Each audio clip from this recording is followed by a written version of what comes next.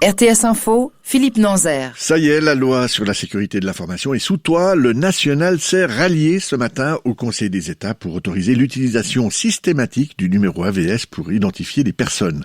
Jusqu'à ce matin, les députés avaient toujours refusé que toutes les autorités et organisations concernées par la loi puissent systématiquement se servir de ce numéro pour identifier les personnes.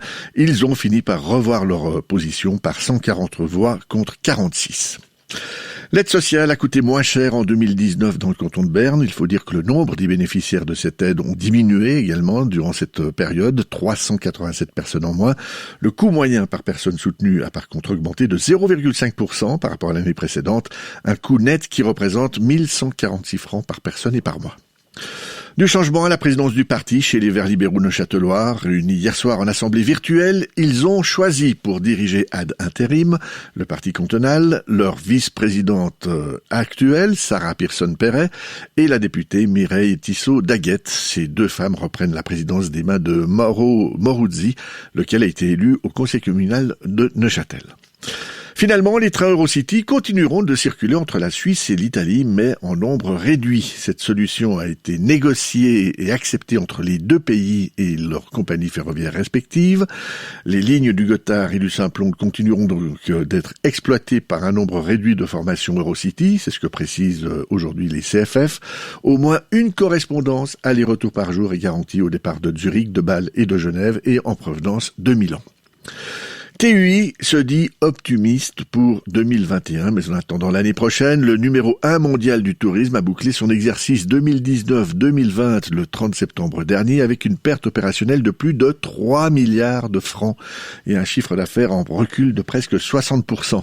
Pour le groupe allemand, je cite, 2021 sera une année de transition et nous atteindrons notre niveau d'avant le coronavirus en 2022. Fin de citation. Brexit, Bruxelles et Londres se donnent jusqu'à dimanche pour trouver un accord commercial post-Brexit. Une date butoir d'un commun accord qui a été accepté d'un commun accord entre la présidente de la Commission européenne, Ursula von der Leyen, et le Premier ministre britannique Boris Johnson. Athlétisme, les mondiaux d'athlétisme en salle qui étaient prévus à Nanjing, en Chine, sont repoussés à mars 2023, en raison bien entendu de la pandémie. Ces mondiaux avaient d'abord été reportés de mars dernier à mars 21, et cette fois-ci ils sont repoussés à mars 2023 donc.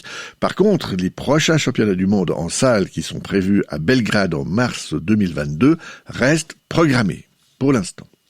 Et le football a encore perdu un de ses grands joueurs puisque la presse italienne a annoncé cette nuit la mort à l'âge de 64 ans du footballeur italien Paolo Rossi, héros de la Coupe du Monde 1982 puisqu'elle avait été remportée par l'Italie. Paolo Rossi qui n'aurait pas dû jouer cette compétition et qui en est finalement devenu le héros en marquant 6 buts. Il avait remporté également cette même année-là le Ballon d'Or.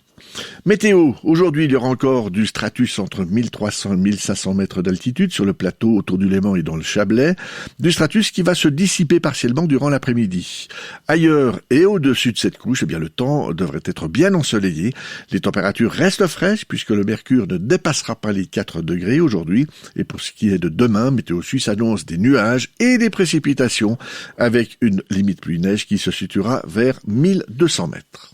Retrouvez l'actualité sur rtsinfo.ch.